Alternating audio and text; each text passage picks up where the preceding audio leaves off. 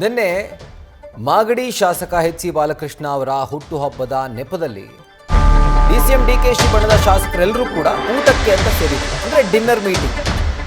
So ಈ ಊಟದ ನೆಪದಲ್ಲಿ ರಾಜಕೀಯ ಕೂಡ ಚರ್ಚೆ ಆಗಿದೆ. ರಾಜಕೀಯದ ಭೂರಿ ಭೋಜನವನ್ನ ಸವದಿದ್ದಾರೆ. ಇದಕ್ಕೆ ಸಂಬಂಧಪಟ್ಟಂತೆ ಚನ್ನಪಟ್ಟಣ ಶಾಸಕ ಸಿ.ಪಿ. ಯೋಗೇಶ್ವರ್ ಮಾತನಾಡಿದ್ದಾರೆ.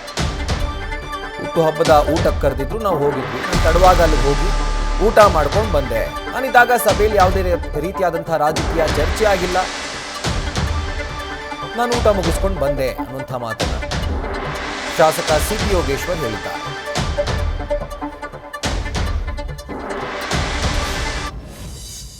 ನಮ್ಮ ಪಕ್ಕದ ತಾಲೂಕಿನ ಶಾಸಕರು ಬಾಲಕೃಷ್ಣರವರ ಹುಟ್ಟುಹಬ್ಬ ಊಟಕ್ಕೆ ಬನ್ನಿ ಅಂತ ಕರೆದಿದ್ರು. ನಾನು ಲೇಟಾಗಿ ಹೋದೆ, ಊಟ ಮಾಡ್ಕೊಂಡು ಬಂದೆ. ಅದನ್ನ ಬಿಟ್ಟರೆ ರಾಜಕೀಯ ಚರ್ಚೆ ಏನೂ ಆಗಲಿಲ್ಲ.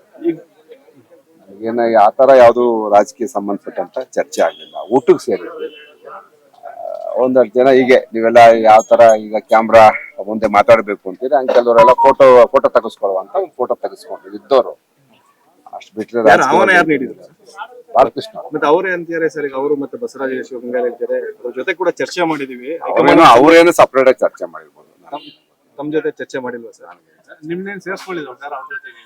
ಅದು ಬೇರೆ ಬೇರೆ. ಈಗ ಒಂದು ಊಟದ ತರ ಊಟಕ್ಕೆ ಕೂತ್ಕೊಂಡ್ರೆ ಅಲ್ಲೊಬ್ರು ಇಲ್ಲೊಬ್ರು ಕುಂತಿರ್ತೀವಲ್ಲ, ಯಾರ ಜೊತೆ ಶೇರ್ ಮಾಡಿದ್ರಿ ಸರ್? ಅವಾಗೇನು ಚರ್ಚೆ ಆಗ್ಲಿಲ್ವಾ ಸರ್? ಏನು ಚರ್ಚೆ ಅಲ್ಲ ಸರ್, ಬಾಲಕೃಷ್ಣ ಅವ್ರು ಸ್ಟೇಟ್ಮೆಂಟ್ ಕೊಡ್ತಾರೆ ಸರ್. ಅಂದ್ರೆ ಈ ಗೊಂದಲ ತೆರೆಯಲಿಲ್ಲ ಅಂದ್ರೆ ಮುಂದೆ ನಮ್ ಸರ್ಕಾರ ಬರಲ್ಲ ಅಂತ. ತಾವೇನಾರ ಈ ಸರ್ಕಾರದಲ್ಲಿ ಇರ್ತೀರಾ ಅಥವಾ ಕಾಂಗ್ರೆಸ್ ಎಲ್ಲ ಹೇಗೆ ಸರ್? ಹೇಗಿರುತ್ತೆ ಸರ್?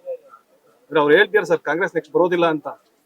ಇನ್ನು ಎರಡು ವರ್ಷ ಆದ್ಮೇಲೆ ಸರ್ಕಾರ ಇದೆ, ಇನ್ನು ಕಾಲಾವಕಾಶ ಇದೆ.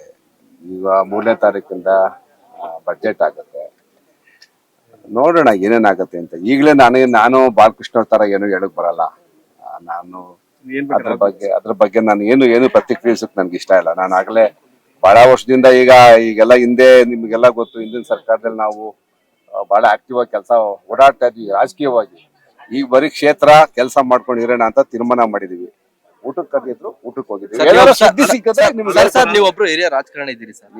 ಈ ರೀತಿಯಾಗಿ ಗೊಂದಲಗಳಿದ್ದಾಗ ಸರ್ಕಾರದಲ್ಲೇ ಸಚಿವರುಗಳನ್ನ ಬದಲಾಯಿಸಬೇಕು ಅಂತ ಪತ್ರ ಬರೆಯೋದು, ಈ ತರ ನಾಯಕತ್ವ ಬದಲಾವಣೆ ಬಗ್ಗೆ ಗೊಂದಲ ಆಗೋದು, ಅಭಿವೃದ್ಧಿ ಬಗ್ಗೆ ಯಾವ ರೀತಿ ಇಂಪ್ಯಾಕ್ಟ್ ಬೀಳುತ್ತೆ ಅದು ಅಂತ ನೀವು ನಿಮ್ ರಾಜಕೀಯ ಅನುಭವದಲ್ಲಿ ಹೇಳೋದಾದ್ರೆ ಏನ್ ಹೇಳ್ತೀರಿ ಅಂತ? ತೊಂದರೆ ಆಗತ್ತೆ, ಅಭಿವೃದ್ಧಿ ಕುಂಠಿತ ಆಗ್ತದೆ. ಆಮೇಲೆ ರಾಜ್ಯದಲ್ಲೂ ಕೂಡ ಒಂದು ರೀತಿಯ ವಾತಾವರಣ ಅಷ್ಟು ಒಳ್ಳೇದು ಪೂರಕವಾಗಿರುವುದಿಲ್ಲ. ಅಧಿಕಾರಿಗಳು ಆಮೇಲೆ ನಿಷ್ಕ್ರಿಯ ಆಗ್ತಾರೆ, ಸರಿಯಾಗಿ ಕೆಲಸ ಕೇಳೋದಿಲ್ಲ. ಎಲ್ಲ ತೊಂದರೆ ಆಗ್ತದೆ ಅಂತ ಬಾಲಕೃಷ್ಣ ಅವ್ರು ಹೇಳಿದಾರೆ ಅಂತ ನೀವೇ ಹೇಳ್ತಾ ಇದ್ದೀರಲ್ಲ. ಅವ್ರು ಹೇಳಿದ್ಮೇಲೆ ಮುಗಿತಲ್ಲ. ಏನಿಲ್ಲಪ್ಪ, ನಾನು ಸುಮ್ನೆ ನಾನು ಹೇಳ್ದೆ, ನಾನು ಕಾಂಗ್ರೆಸ್ ಪಕ್ಷದಲ್ಲಿ ಈಗಾಗಲೇ ಎರಡು ವರ್ಷ, ಇನ್ನು ಒಂದು ವರ್ಷ ಆಯ್ತು ಅಷ್ಟೇ. ಏನಿಲ್ಲ, ಅಂತ ವಿಚಾರ ಯಾವ್ದು ಚರ್ಚೆ ಆಗ್ಲಿಲ್ಲ. ಅವರು ಒಂದು ಪ್ರಸ್ತಾಪ ಮಾಡ್ತಿರೋದು ಏನು ಅಂದ್ರೆ ಸರ್, 2 ವರ್ಷ ಈ ರೀತಿ ಹಂಚಿಕೆ ಆಗಿದೆ, ಇದನ್ನ ಸ್ಪಷ್ಟಪಡಿಸ್ಬಿಡಿ. ಇಲ್ಲ ಅಂದ್ರೆ ಇಲ್ಲ ಅಂತ ಹೇಳಿ. ಇವಾಗ ಏನ್ ಗೊತ್ತೇನ್ರಿ, ಅದು ನಮ್ಗೆ ಅವ್ರಿವರು ಮಾತಾಡೋ ಪ್ರಕಾರ ತಿಳಿದಿರೋದು ಹೈಕಮಾಂಡ್ ಲೆವೆಲ್ ಏನೋ ಮಾತುಕತೆ ಆಗಿದೆ ಅಂತ. ಶಿವಕುಮಾರ್ ಅವರು ಮುಖ್ಯಮಂತ್ರಿಗಳು ಏನಾರ ಕ್ಲಾರಿಫಿಕೇಶನ್ ಕೊಡಬೇಕೆ ಹೊರತು ನಾವೇನು ಕೊಡುವಷ್ಟಿಲ್ಲ. ಮತ್ತಷ್ಟು ಸುದ್ದಿಗಳನ್ನ ನೋಡ್ತಾ ಹೋಗೋಣ. ಅಂದ್ರೆ ಅದಕ್ಕೂ ಮುಂಚೆ ಒಂದು ಚಿಕ್ಕ ಬ್ರೇಕ್. ರಣಬೀರ್, ನೀನು ಅಲ್ಲಿ ಎಸಿ ಆನ್ ಇಲ್ಲಿ ಸ್ವಲ್ಪ ಆದ್ರೂ ಜವಾಬ್ದಾರಿ ಇರ್ಲಿ. ಅದಕ್ಕೆ ವೋಲ್ಟಾಸ್ ಎಸಿ ಹಾಕ್ಸಿದ್ದೀನಿ. ಇದ್ರ ಎನರ್ಜಿ ಮ್ಯಾನೇಜರ್ ಮೋಡ್ ನಿಂದ ಬಿಲ್ ಲಿಮಿಟ್ ಮೊದಲೇ ಸೆಟ್ ಮಾಡ್ತೀನಿ. ಜವಾಬ್ದಾರಿ ಇದೆ. Thank you mummy. ನಿನ್ಗಲ್ಲ, ವೋಲ್ಟಾಸ್ಗೆ. ಖಂಡಿತ ನೀತು ಅವರೇ, ಟಾಟಾದ ಈ ಭರವಸೆಯೇ ನಮ್ಮನ್ನು ಇಂಡಿಯಾದ ನಂಬರ್ 1 ಎಸಿ ಬ್ರ್ಯಾಂಡ್ ಆಗಿಸಿದೆ. ವೋಲ್ಟಾಸ್, ಟಾಟಾ ಪ್ರಾಡಕ್ಟ್. ಧನ ಗಣಪತಿ ಫೈನಾನ್ಸ್, ನೀವು ಅಡವಿಟ್ಟು ಬಿಡಿಸಲಾಗದ ಚಿನ್ನಾಭರಣವನ್ನ ನಾವೇ ಹಣ ಕೊಟ್ಟು ಬಿಡಿಸಿ ಉಳಿದ ಹಣವನ್ನ ತಕ್ಷಣವೇ ನಿಮಗೆ ನೀಡ್ತೀವಿ. 1 ಗ್ರಾಂ ಚಿನ್ನಕ್ಕೆ 18,000 ನೀಡ್ತೀವಿ. ಸಂಪರ್ಕಿಸಿ 8848644444. ಸುಲಕ್ಷ್ಮಿ ಸಿಲ್ಕ್ ರವರ ವತಿಯಿಂದ ಕರ್ನಾಟಕದ grandest and biggest mega sari ಉತ್ಸವ ಇದೇ ಫೆಬ್ರವರಿ 18ರಿಂದ 28, 2026ರವರೆಗೆ ಪ್ರತಿದಿನ ಬೆಳಗ್ಗೆ 11 ಗಂಟೆಯಿಂದ ರಾತ್ರಿ 9 ಗಂಟೆಯವರೆಗೆ. ಸ್ಥಳ Shri Suryodaya Kalyana Mantapa, west of god road, Vijayanagar, Bengaluru. News first, ನಿರ್ಭೀತಿಯಿಂದ ನಿಮ್ಮ ಪರವಾಗಿ. Welcome back. ಇನ್ನು ಮಾಗಡಿ ಶಾಸಕ ಬಾಲಕೃಷ್ಣ ಅವರ ಹುಟ್ಟುಹಬ್ಬದ ನೆಪದಲ್ಲಿ ಡಿಸಿಎಂ ಡಿಕೆಶಿ ಬಣದ ಆಪ್ತರು ಡಿನ್ನರ್ ಸಭೆಯನ್ನ ಸೇರಿದ್ರು. ಆ ಸಭೆಗೆ ಸಂಬಂಧಪಟ್ಟಂತೆ ಇವಾಗ ಸಚಿವ ಸತೀಶ್ ಜಾರಕಿಹೊಳಿ ಒಂದು ಪ್ರತಿಕ್ರಿಯೆಯನ್ನ ಕೊಟ್ಟಿದ್ದಾರೆ. ನಾವು ಗುತ್ತಿಗೆ ಪಡೆದಿಲ್ಲ, ಲೈಕ್ ಮೈಂಡ್ ಇರೋರು ಸೇರಿದ್ದಾರೆ. ಸಂದೇಶ ಏನಿಲ್ಲ, ಲೈಕ್ ಮೈಂಡೆಡ್ ಇರೋರು ಒಟ್ಟಿಗೆ ಸೇರ್ಕೊಂಡಿದ್ದಾರೆ. ಈ ರೀತಿಯಾಗಿ ಡಿಕೆಶಿ ಆಪ್ತರ ಡಿನ್ನರ್ ಮೀಟಿಂಗ್ ಬಗ್ಗೆ ಸಚಿವ ಸತೀಶ್ ಜಾರಕಿಹೊಳಿ ಪ್ರತಿಕ್ರಿಯೆ ಕೊಟ್ಟಿದ್ದಾರೆ. ನಾವೇನು ಅದೇನ ಗುತ್ತಿಗೆ ಏನು ಪಡೆದಿಲ್ಲ. ಅದೇನು ಅವ್ರವ್ರು ನಾವು ಹೇಳಿದ ಗ್ರೂಪ್ ಅದಾವ, ಅವ್ರವ್ರು ಲೈಕ್ ಮಾಡಿದ ಅಂತ ಮುಂಚೆ ಹೇಳಿದ್ವಿ, ಅವ್ರು ಕೂಡ್ತಾರಂತ ಹೇಳಿದ್ವಿ, ಆ ರೀತಿ ಕೂಡಿದ್ದಾರೆ. ಸೊ ಅದರಲ್ಲಿ ವಿಶೇಷ ಇಲ್ಲ ಅಂತ ಮುಂದೆ ಕೂಡ ಹೇಳಿದ್ವಿ. ನಾವು ಕೂಡಿದೀವಿ, ಬೇರೆಯವ್ರು ಕೂಡಿದ್ದಾರೆ, ಊಟಕ್ಕೆ ಕೊಡ್ತಾರೆ, ಬೇರೆ ಸಂದರ್ಭದಲ್ಲಿ ಕೊಡ್ತಾರೆ.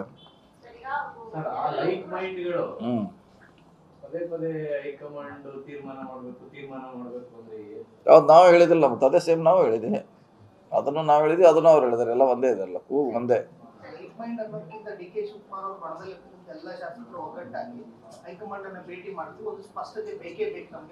ಕರೆಕ್ಟ್, ಬದಲಾವಣೆ ಅಲ್ಲ, ಸ್ಪಷ್ಟತೆ ಅಷ್ಟೇ ಕೇಳ್ತಾ ಇದೀವಿ. ಬದಲಾವಣೆ ಮಾಡೋದು ಬಿಡೋದು ಅವ್ರಿಗೆ ಬಿಟ್ಟಿದ್ದವ್ರು. ಗೊಂದಲ ಬಗೆಹರಬೇಕಂತ ಎಲ್ಲರದ್ದು ಆಸೆ ಇದೆ, ಅವ್ರದ್ದು ಇದೆ, ನಮ್ದು ಇದೆ, ಎಲ್ಲರದ್ದು ಇದೆ, ಪಾರ್ಟಿ ಅವ್ರದ್ದು. ಅವ್ರು ಅದನ್ನ ಹೇಳಿದ್ರೆ ನಾವು ಅದನ್ನ ಹೇಳಿ, ಹತ್ರ ವಿಶೇಷ ಏನಿಲ್ಲಲ್ಲ.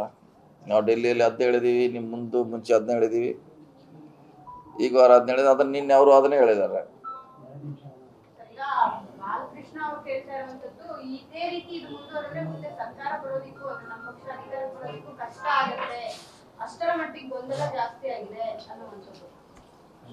ಗೊಂದಲ ಇರೋದು ನಿಜ, ಅದನ್ನ ನಾವು ಹಿಂದೂ ಒಪ್ಕೊಂಡಿದ್ದೀವಿ, ಇವತ್ತು ಒಪ್ಕೋತೇವೆ.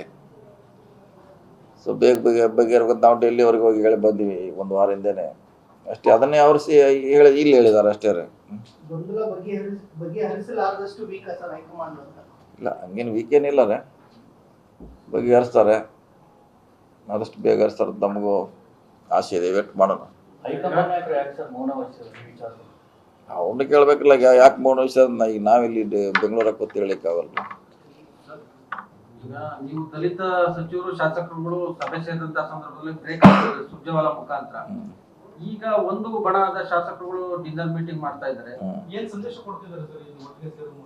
ಏನ್ ಸಂದೇಶ ಏನಿಲ್ಲ, ಕೂಡಿದ್ದಾರೆ, ಅದು ಹೇಳಿದಾರೆ. ನಿಮ್ ಮುಂದೆ ಹೇಳಿದಾರಲ್ಲ, ಮತ್ತೇನು ಸಂದೇಶ ರೀ? ನಿಮ್ಗೆ ಹೇಳಿದಾರ, ಅವ್ರ ಗೊಂದಲ ಬಗೆಹರಿಸಬೇಕು, ಅದಕ್ಕೆ ಕೂಡಿದೀವಿ ಅಂತ ಹೇಳಿದಾರೆ ಅಷ್ಟೇ ರೀ. ಓಪನ್ ಇದ್ದಾರೆ, ಅದು ನಮ್ಗೆ ಗೊತ್ತಿಲ್ಲ, ಅದು ಅಧಿಕಾರ ಕೊಡಬೇಕು. ಹೌದಾ, ಅದನ್ನ ತೆಗೆದುಕೊಳ್ಬೇಕಲ್ಲ, ಅದೇ ಗೊಂದಲ ಬಗೆಹರಬೇಕು. ಗೊಂದಲ ಬಗೆಹರಲಿಕ್ಕೆ ಹೈಕಮಾಂಡ್ ಏನಾದ್ರು ಹೇಳಲೇಬೇಕು. ನ್ಯೂಸ್ ಫಸ್ಟ್ ನಿರ್ಭೀತಿಯಿಂದ ನಿಮ್ಮ ಪರವಾಗಿ.